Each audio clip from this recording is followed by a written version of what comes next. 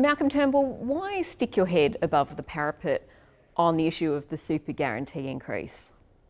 This has been bipartisan policy for a long time and for a very good reason. The Australian superannuation system, our retirement savings system, has been a great achievement.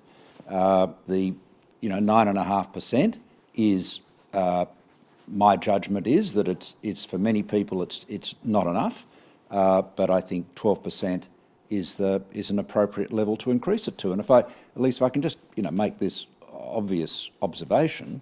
Politicians and public servants have compulsory superannuation at 15.4%, so it's a bit hard to say that 12% is, too high and recklessly too high if your own superannuation system is 15.4%.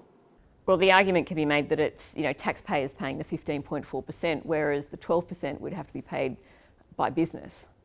Well, look, the reality is the increase is 0.5% a year. It steps up slowly. I think that the arguments against superannuation that are being made for the extra 2.5% were made right at the outset, and they proved to be unfounded. I mean, the pool of saving. Look, at a personal level, obviously, people benefit from having savings in retirement. At a national level, our whole economy benefits, our nation benefits from having a pool, what is now a very large pool of Australian domestic savings that are not just poured into residential real estate. So I'm assuming you're against using super for housing? Oh, look, I think diverting superannuation to, deposits for houses or investment in residential housing is really a profoundly bad idea. I mean, that would simply bid up the price of residential real estate and people would be no better off.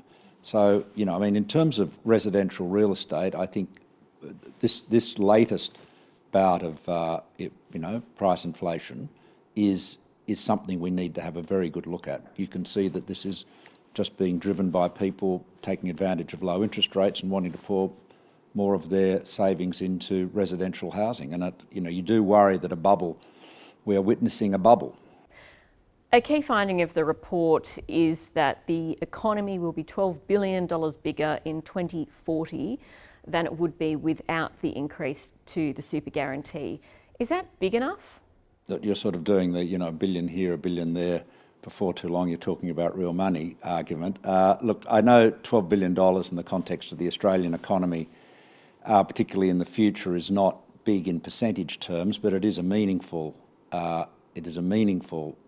number, but of course it's an estimate, right? It's this is a result of a model. The one thing we know is that we are a stronger nation and a stronger economy because we now have a substantial pool of domestic savings.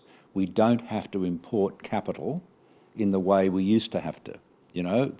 So that has been a good thing. And the other good thing is that it's invested in a different asset class to housing.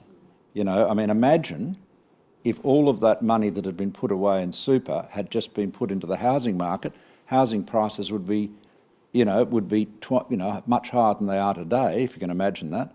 And the report concedes that there is a short-lived trade-off on wages with the increase to the super guarantee. I mean, how's that likely to play out when we're entering an election year? We're coming out of a recession. People have been hit hard by what we saw last year. Seriously, I think the impact on wages will be somewhere between zero and negligible.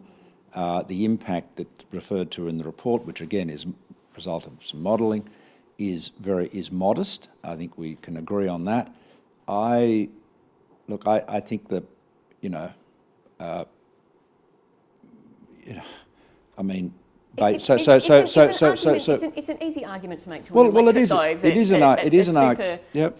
in an election cycle, that Labor wants to cut wages or bring in policies that will put a dampener on wages. I mean, you can see the scare campaign. The biggest scare campaign would be for the super industry and the Labor Party, would the government want to be in the position where its opponents were saying the coalition is wanting to undermine the super system, and could then point to this proposed change as evidence of that? I mean, I wouldn't go near it. I think it's I think, anyway, there's no doubt everyone who's there now, no doubt, would believe they're tactical, political geniuses, so they don't need advice from a self-funded retiree like myself. Malcolm Turnbull, thank you so much for your time. Thank you.